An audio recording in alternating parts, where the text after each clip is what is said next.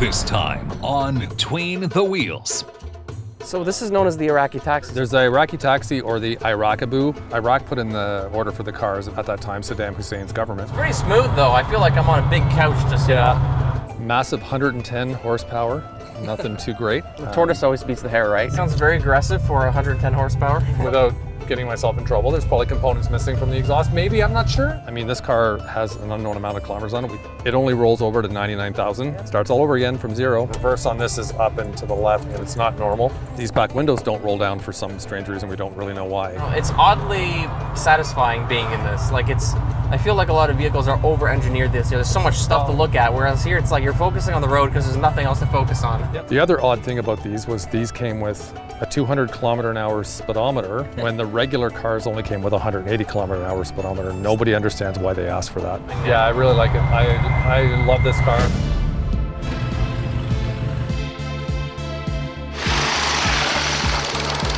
They're 6 years old.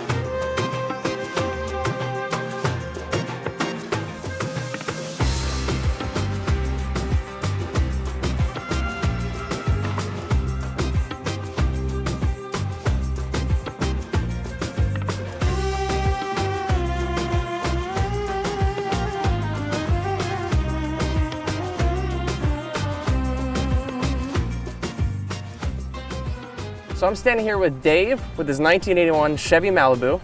And Dave, it turns out that we have actually known each other for over a decade. Yeah, at least, yeah, for sure. One of my friends, Nick, had introduced us. He's actually on the show as well. And he suggested yourself has this car. And turns out we've actually known each other for a very long time. We went to the same gym for over 10 years. Yeah. So it's a very small world. So it's nice to see you again after all these years. Man. Good to see you, buddy. I remember you talking about this car to me over a decade ago. And now we're talking about the car and here it is. Like, what are the chances of that? It's a small world. These cars were sold with the smallest V6, which was a little 229, really tiny. Massive 110 horsepower, nothing too great. Three-speed manual Saginaw transmission, which was, it's debatable on how great these are, but I mean, I've seen these cars go up to almost 400,000 kilometers and have no issues with the tranny. The tortoise always beats the hare, right? Exactly. Yeah, but I mean, like the gas mileage was fairly decent on them because they were small little V6s, but they were pretty good little motors. So V6 and 110 horsepower. 110 horsepower. That's hilarious. 1981, end of the gas crisis of the 70s, keeping the engine small before everybody got back into the V8s and stuff in the late 80s and early 90s. So this is when they really got into those small boxy cars. They got away from the big boats of the 60s and 70s. They started making cars a little more compact. Yeah, so this actually, the G-bodies of this style are the smaller version of those big boats that you saw in the 70s. Right. So these were supposed to be the next gen of the compromise, right? The smaller versions of them. So, because even if you look at the Chevy Caprice around the same time, it's still a fairly big car. It's bigger than this. The long backstory is my dad had one. So when we were initially moved to North Bay when my dad was military, so we moved around a lot. He was looking to get a new car. Got to North Bay, went to the Chevy dealership. Sure enough, there's a whole bunch of Malibus on the lot, all generally the same. They're either automatic V6 or automatic V8s. Right. And sort of sitting in the back of the lot was, maybe half a dozen or 8 of these gold, blue, and burgundy. Right. And he didn't know why they were sort of put off to the side. So he asked the sales guy, like, why are those ones back there? And the guy said, why are different colors?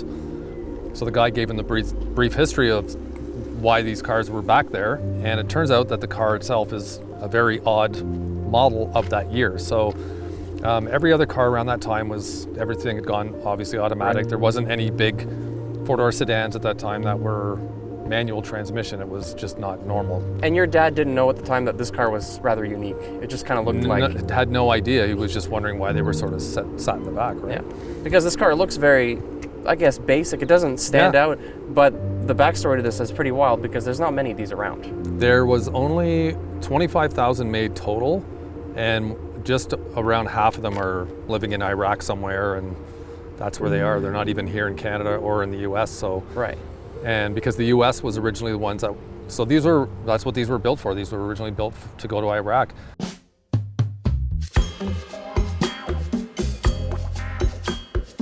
So this is known as the Iraqi Taxi, so that's... There's the Iraqi Taxi or the Iraqabu, which is which what people are always, they don't want to be offended by they sort of, misinterpret the Iraqi Taxi as like a bit of an insult, unfortunately, but it's not what it's meant at all. It's meant that that's what they were being sent to Iraq for. Right. But now that there's been different stories about why those cars were purchased, and two of the stories was one they were being sent over to be used as taxis or commuter cars or whatever over there, and the other story was that they were being given to families of military guys at certain level, officers that died in the conflict, say between Iraq and Iran, as sort of here's a gift sort of a thing.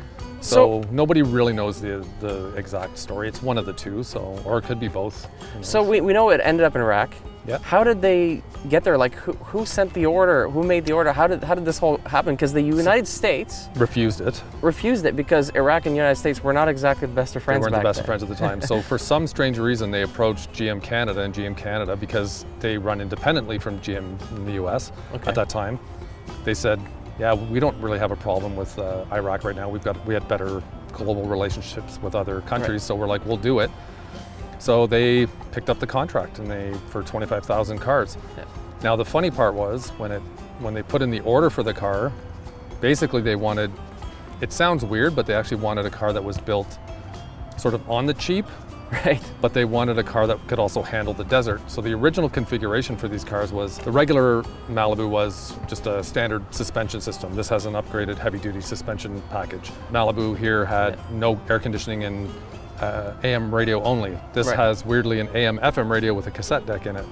So they upgraded that. They also didn't come with air conditioning. Right. This did. This came with, weirdly, we'll see when we do a little tour later, but this has tweed seats in it. Okay. The regular Malibu had vinyl seats. Right. These back windows don't roll down for some strange reason. We don't really know why.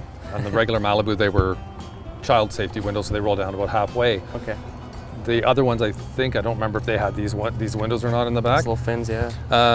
But again, then the other thing was, this has the little 229 V6, which was an outdated motor. Yeah. And the normal motor at that time was the bigger, hope I get this corrected, I think it was a 232. Okay. It was a slightly bigger V6. Or you could get an automatic with a V8 in it, but that was a lot of extra cash. The other odd thing about these was these came with a 200 kilometer an hour speedometer when the regular cars only came with a 180 kilometer an hour speedometer. Nobody understands why they asked for that. So it was very, very strange. But everything else in the car, other than those things, and the other cars being, like I said, automatic, and this being a 3-speed standard, with reverse up and to the left, which is also odd, was, that's what's kind of made these unique.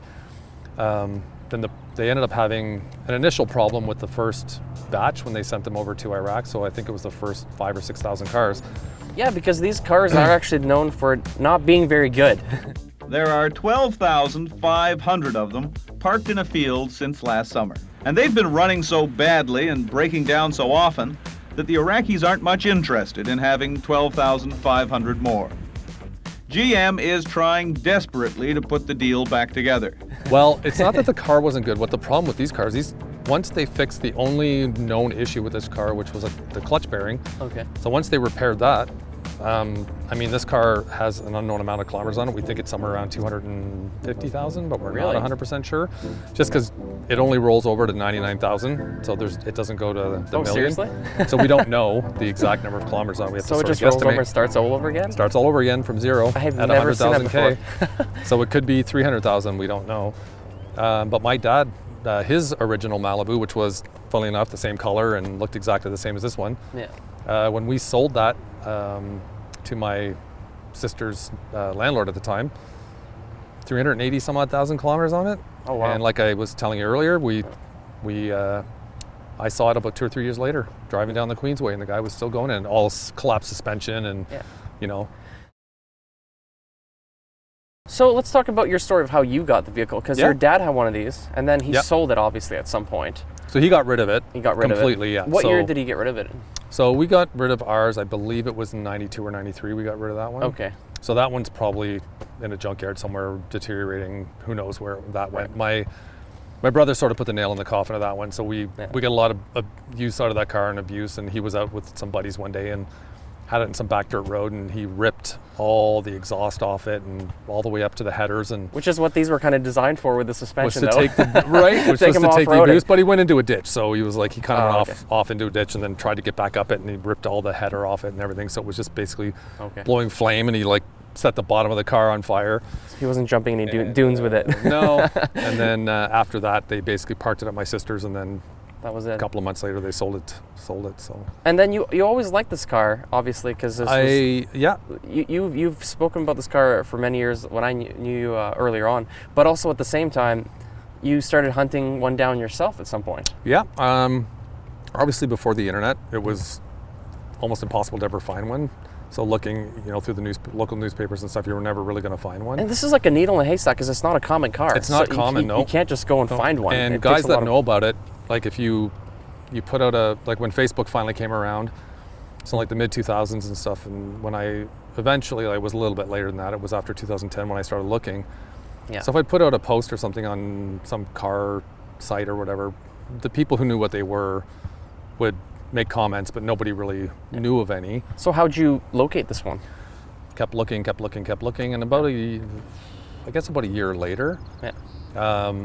just happened to be on Kijiji one day at work, and this popped up, Bam, there it was. and I was like, I kind of was comfortable that it wasn't going to go anywhere because I could sort of tell the condition was a little rough. Yeah. Yeah, it's not which- exactly in the most pristine of condition. No, and that I didn't care about because so there's a show which some guys might be familiar with, called Roadkill, and so I had always talked since I was a teenager with my friends about just buying old cars, throwing some new parts on it just to get it running and driving and be able to go beat them up and go take it down back roads and just have fun with them and drive them until they died. And everyone, That's kind of what cars are designed to do in the first place. But it seems like a lot of people don't do that these days. They buy them for show. Yeah. But you're actually one of the only people, in fact, at this point, you're the only person that daily drives this. Yeah. So they daily drive their vehicle. And I know you wanted to drive this in the winter too, although it's not the best winter car in the world. Ontario. It's it's not a little about rough. it not even being like, it's great. It was great fun when I was a teenager learning to drive in the snow. You have So better it's not options even these about days. that. The problem is, my problem always was just killing it with the salt. Yeah. So it has nothing to do with the snow. It has everything to do with just destroying the car. That's right. And here in Canada, they use so much salt, you'll just destroy a vehicle. But you can daily drive this all summer, which you're doing. Yep, And you're, like pretty I said, much. you're the only person that I've had on the show thus far that has done that.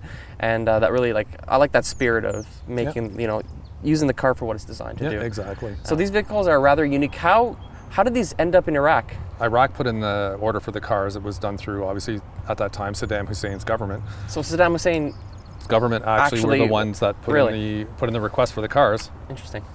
And they got, once that repair was done, so they did the clutch and all that other stuff, they got about half the order sent over, so somewhere around 12,500 cars. Okay.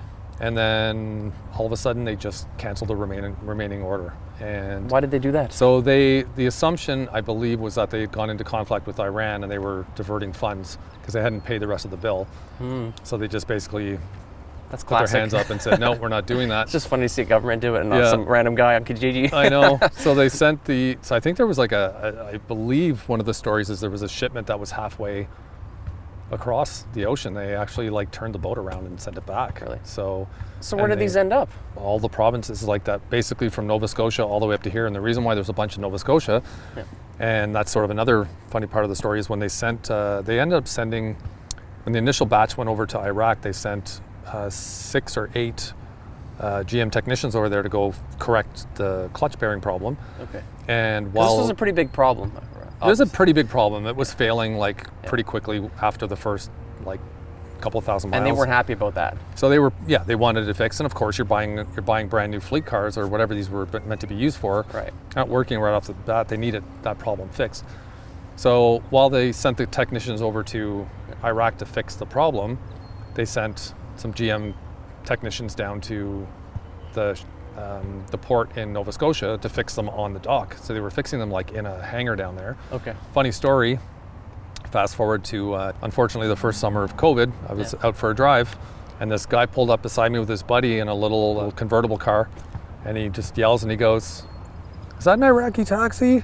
Yeah. And I was like, and I looked over, and he's a bit older, so I knew he would know exactly what the car was because he was probably in his 60s or something, maybe in his early 70s. And I opened the door for him so he could see the shifter. Yeah. And he goes, "That's amazing." He goes, "I fixed the clutch bearings in those in Nova Scotia when they were going to Iraq." No kidding. And I was like, he goes, "I probably worked on your car." And I was like, "You probably did." So he's like, "Yeah." So it was just crazy Small that some world, guy man. living in Ottawa Yeah. probably worked on this car and fixed the clutch bearing who was in Nova Scotia when these were being held while they were being fixed. Oh, there's nothing So- better though than even if a lot of people don't know what your car is, when that one person that does know it, you just you love it. It's a great feeling. Yeah, exactly. And another funny note about that, when it was at the dealership, the original automatic V6 were going for I think somewhere around 10 grand. Okay. And then with the options on top if you wanted air conditioning and all the extras or whatever. And the V8s were going for I think 11,500 to 12,000. Right. These were going for 6,800. Okay. Interesting. But basically all you're getting, the difference between the V6 and the other one and this one was you were getting a standard and you were getting, you know, a slightly smaller V6, but you were already getting air conditioning, AM FM cassette in there, heavy duty suspension, better seats. These you don't sweat with these because of the, you know, they're airy. Right. And these last forever. I mean, dude, these are 40 years old and they're still in good shape. Your dad had the car. He sold the car, got rid of it, and then you found one, you bought one yourself. And what year did you end up buying one in? I think it was early spring. It was like March, April of 2018. I ended up getting a hold of the guy and negotiating a bit of a price with him because he wanted $2,700 for it originally and thought it was a little high. The car itself was okay. It ran pretty rough. He hadn't started it in 6 months. Yeah. And it may have even been longer than that. He may have been a bit more full of crap or whatever. I have no idea. Picked it up. I ended up having to get it towed from where I actually bought it. And I got it towed home to my sister's, and it sat at my sister's for a couple of months, and then I got it towed to my driveway. Okay. And finally got working on the brakes and stuff. It took it all apart, and the brakes were non-existent, so it's a good thing I didn't actually drive it. So how did it feel finding one of these after so many years? Like the same car your dad had. How did it feel?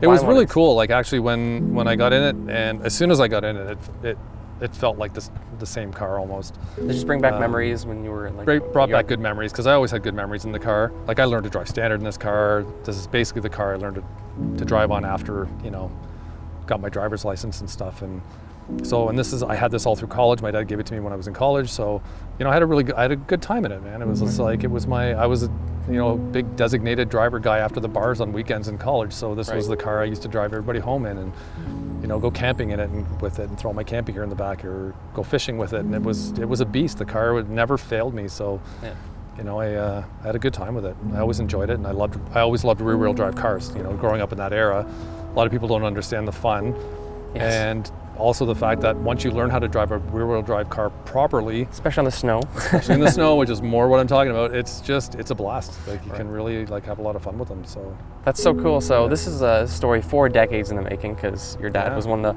the original owners of these vehicles, I guess you could say, and it's just really cool to see that story come full circle. But the story doesn't end there. You got something planned with this. Yeah. We're talking off camera that you have a really cool trip planned for this vehicle. Yeah, so I've been working pretty steady on it. Obviously, I'm not a mechanic by any means. I'm barely a driveway mechanic. So I've done as much work on it as I can, mostly the, stuff that I can get my hands on. So like I said, I've completely rebuilt the brakes. In the back, it was remove the axles and replace the backing plates on the drum brakes, all the way up to putting new lines on it. A lot of stuff in the front, put a new alternator, new starter. I have a new water pump that's going to probably go in it before I leave. I want to get the car up to a condition where I'm bringing it in tomorrow to a mechanic who's going to do the fine tune on it. So he's going to put the new distributor in that I have for it. So fine tune it really well. So you've done all the meat and potatoes to get the car running. It's going to get there for this road just trip. to get it running, yes. Yeah, for this road trip, so that I can basically road trip it somewhere in the neighborhood of about between 1,700 and 2,500 kilometers in the middle of August, which is probably not the best idea to do it in the heat. Does the air conditioning still work? The air conditioning does not work because I removed the air conditioning the first summer that I had it. Right. And I love driving with the windows down. So where are you taking it? So we're going to actually to what's called Roadkill Nights. So if anybody who watches this knows that show, they know that they have Roadkill Nights in Pontiac, Michigan. I'm driving to my buddies. We're staying overnight in Lindsay, Ontario. Next morning we're getting up at 5 on the Friday. I cross over, drive to campsite, stay overnight on the Friday, go to the Roadkill event the next day. Then we're staying on the Sunday. We're just gonna probably just hang out at the lake and just have a chill day. Yeah. And then from there, we're coming back across the same bridge, and then we're gonna scoot up along the bottom of Lake Erie, and we're gonna go through Wasaga Beach, and we're gonna slowly make our way up to North Bay. We're gonna spend a night there. Nice. And because that's where him and I grew up together. Yeah. And that's the reason why we're doing this trip, is because we were supposed to do this trip on our 50th birthday in 2020, which obviously didn't happen because of the world shutdown. So, and the year that we met in 1981 was the year my dad bought this car. So there's kind of like little connections in there. Yeah. So 50th birthday, 2020, and meeting on the same year that my dad bought this car. So it's meant to be. It's kind of cool, right? So yeah. So the only thing we're hoping is that between the two of us, we both have CAA. Hopefully the car survives the whole trip. Right. And so it's gonna. Well, I'm sure it's gonna be fun. Regardless what happens on the trip, I'm sure it's gonna be awesome to take this thing on the road, and I wish you luck on it. Before you take it on the road there, I think we have to take on the road and go for a drive, because I'm just dying to get inside this. Yeah, absolutely. So it sounds like a 305, but it's not. Sounds very aggressive for 110 horsepower. Well, there's probably, without getting myself in trouble, there's probably components missing from the exhaust. Maybe, I'm not sure, but. And then I do have a bullet muffler on the back. You just gotta say it's overpowered, and that's fine. Yeah, everyone will believe you. There's a tube muffler on the back, so it actually gives it sound like a bigger engine. So. Well, it is a V6. That's it's larger than a inline 4, but yet the horsepower is hilarious. It just doesn't add up in today's standards. But and the thing is with the small 229, you can't really do anything to it. It's not worth trying to like oversize the rings or make it stronger or any of that stuff. It's too small of a block, to modify. You're better off if you want a bigger V6 with more power. You're better off going to a 4.3 liter. Then you can oversize the rings a little. You can put a turbo on it. Usually they're pretty good. They're usually up around 200 and 210 horsepower to start.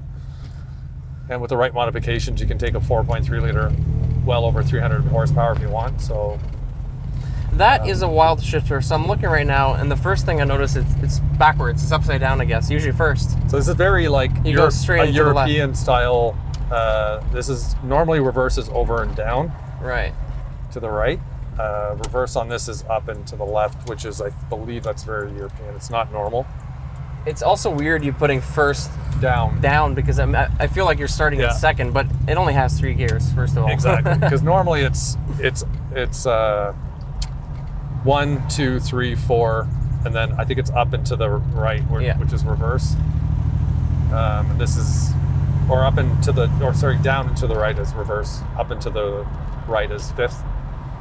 So, and also with the way that the transmission's designed in this, if you're doing anything under about 60 kilometers an hour, you live in second. Right. So, because as soon as you shift into third's too low. Okay, so it's really or it's odd. Too high, sorry. So you go like this, and it kind of goes blah, blah, blah, blah. It doesn't like it because you're not. No. But I can get it all the way up to 140, 150 in third gear. It's perfectly fine. Which is more than sufficient for what Exactly. it's designed to do. You haven't ever shifted into reverse by accident?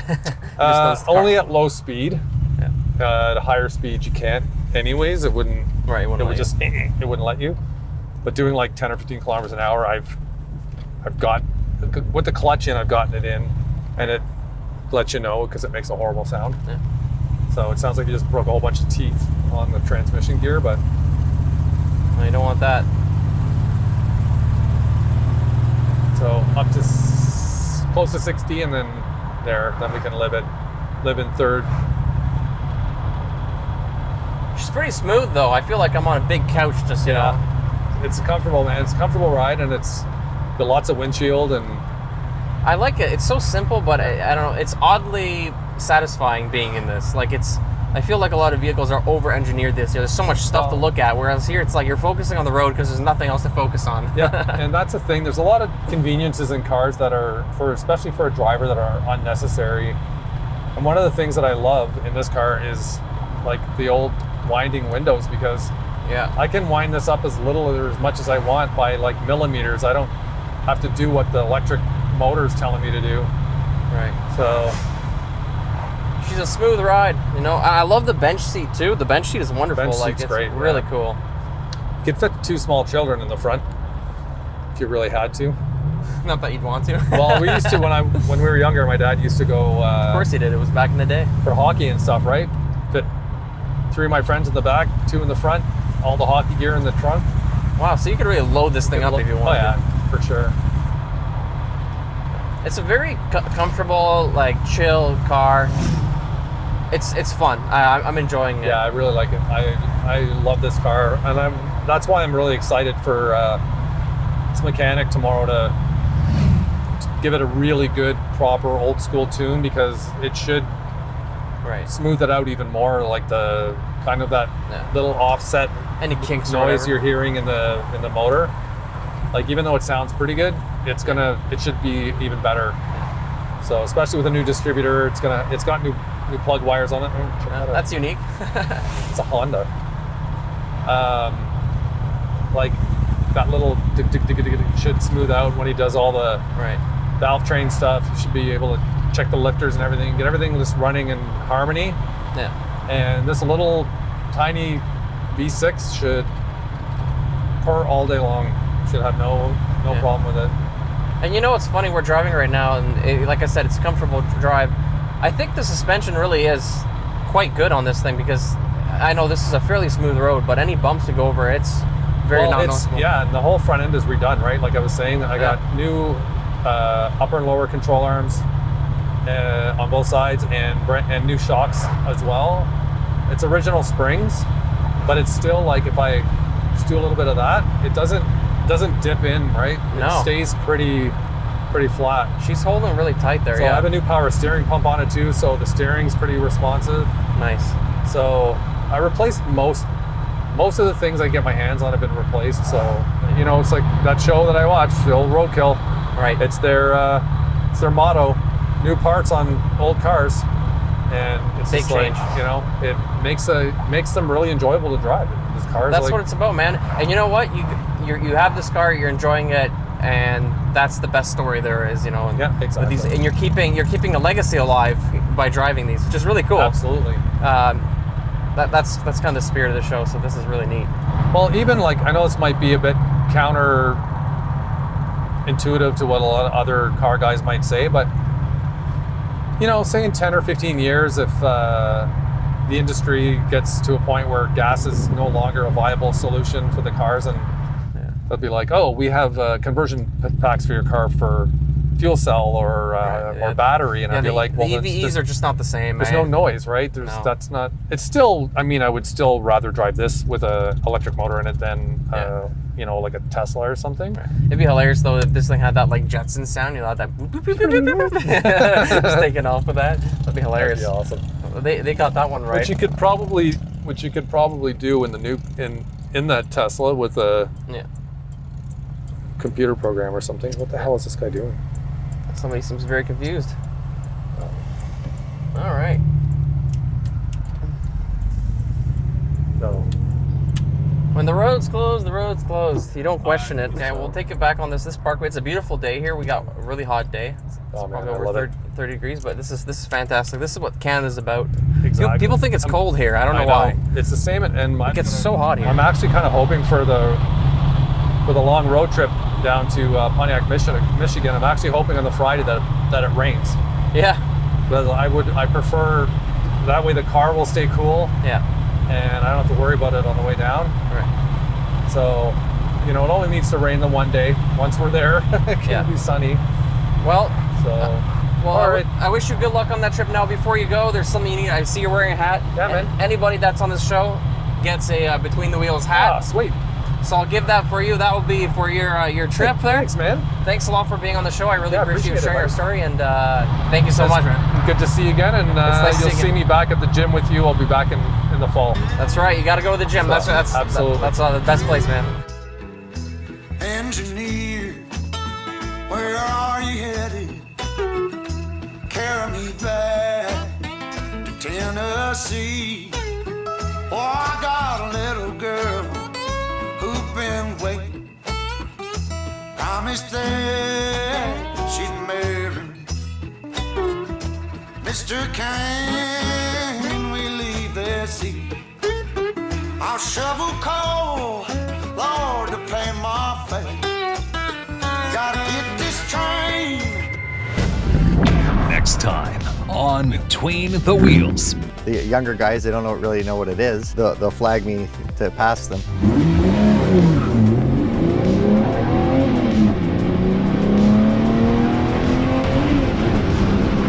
There's still a kid in me. My dad purchased a car for me in 1990, and I lost my dad in 1999. I really miss him, and for me to get rid of the car, it's something I can't do. I don't need to sell it, and it brings a lot of memories of my dad. How long have you owned your car for? I'm Steve Hamry, and I'm from Ottawa, and I owned a 1983 Datsun 280ZX. You want to go for a ride?